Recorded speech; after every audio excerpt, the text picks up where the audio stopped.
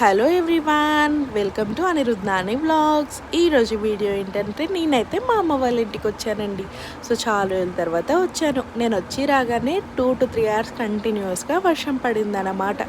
బయటకు వచ్చి చూస్తుంటే ఆ స్పార్క్లింగ్ వర్షంలో ఈ గ్రీనరీ, ఈ ఫ్లవర్స్, ఈ స్మెల్ చూస్తుంటే చాలా బాగా అనిపించింది. సో వీడియో తీసి మీకు షేర్ చేద్దామని వీడియో తీశాను అన్నమాట.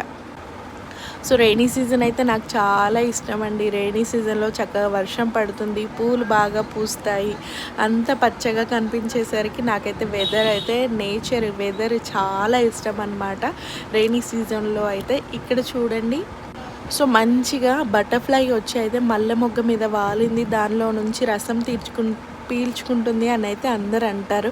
సో ఇది నిజమైతే కామెంట్ రూపంలో తెలియజేయండి. సో ఇలాంటి కంటెంట్ కోసం please do like, share and subscribe to Aniruddhani vlogs. Thank you.